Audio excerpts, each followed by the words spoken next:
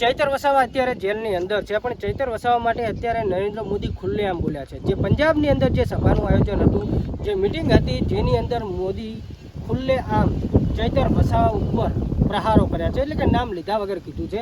પણ મિત્રો ખરેખર ચૈતર વસાવાને જે આજે સુનાવણી હતી, જેમાં ચૈતર વસાવાને જામીન મળવાની હતી કે જેલની બહાર આવવાના હતા ચૈતર વસાવા અને તેમના પત્ની અને બીજા બે અન્ય લોકો. પણ ખરેખર જે આ મોદી સાહેબનું જે ભાષણ છે, જે ટીકા છે, જે ચૈતર વસાવા ઉપર પંજાબની અંદર જે બોલ્યા છે, એના કારણે કદાચ ચૈતર વસાવાને અત્યારે જામીન ન મળી શકે. હા મિત્રો, આજે જે સુનાવણી થવાની હતી, જેમાં તેમને લગભગ જામીન અરજી સ્વીકારવામાં આવે, પણ જે શબ્દો છે, જે આ ટિપ્પણી કરી છે, તેના બાદ આપણને હવે એવું લાગી રહ્યું છે કે ચૈતર વસાવા હજુ પણ જેલવાસ ભોગવી શકે છે. તો મિત્રો ખરેખર જે આટલા મહિનાઓ સુધી જે ચૈતર વસાવાને જેલની બહાર લાવવાની જે આદિવાસી સમાજના, અન્ય સમાજના, ગોપાલ ઇટાલિયા, ઘણા બધા લોકો તેમને બહાર લાવવાના પ્રયાસો કરી રહ્યા હતા, પણ જે એક આ વિડીયો વાયરલ થઈ રહ્યો છે, જેમાં એમના વિશે જે બોલવામાં આવ્યું છે, એના ઉપરથી લોકો અત્યારે કહી રહ્યા છે કે ક્યાંક ને ક્યાંક ચૈતર વસાવાને હજુ પણ જેલવાસ ભોગવવો પડશે. તો ખરેખર મિત્રો આ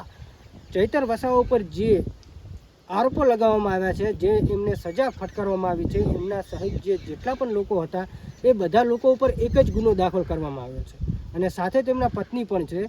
તેમના પત્ની અને જે એક 13-14 દિવસનું જે બાળક હતું, એમને તો જામીન મળી ગયા છે, પણ હવે જોવાની વાત એ છે કે ચૈતર વસાવાને જામીન ક્યારે મળશે, એમના પત્નીને જામીન ક્યારે મળશે. તો અત્યારે ઘણા બધા વિડીયો જો તમે જોયા હશે, અત્યારે જે વિડીયો વાયરલ થઈ રહ્યો છે, એ વિડીયો વિશે હું તમને જણાવવા માગું છું કે ખરેખર ચૈતર વસાવા ઉપર મોદી સાહેબે શું કહ્યું છે. જે અત્યારે એક વિડીયો વાયરલ થઈ રહ્યો છે, વિડીયો જુઓ. બાકી તમે લોકો આ વિશે શું કહેવા માગો છો, અને ખરેખર ચૈતર વસાવા જેલની બહાર ક્યારે આવશે, તમે લોકોને શું લાગે છે, અને તમારો લોકોનો અભિપ્રાય શું છે, કમેન્ટ કરી જણાવી શકો. બાકી ચૈતર વસાવાના સૌથી મોટા સમાચાર અત્યારે સામે આવી રહ્યા છે કે ચૈતર વસાવાને જે જામીન અરજી આજે જામીન મળવાના હતા, પણ જામીન હવે નહીં મળે. હા મિત્રો, નહીં મળે એનું કારણ પણ તમે જાણો છો, કેમ કે અત્યારે પંજાબની અંદર જે સભાનું આયોજન હતું, જે મિટિંગ ચાલી રહી હતી, એની અંદર ચૈતર વસાવા માટે જે બોલ્યા છે મોદી સાહેબ, એના કારણે થઈને લોકોને લાગી રહ્યું છે કે હવે તેમને જામીન મળે એવું લાગતું નથી.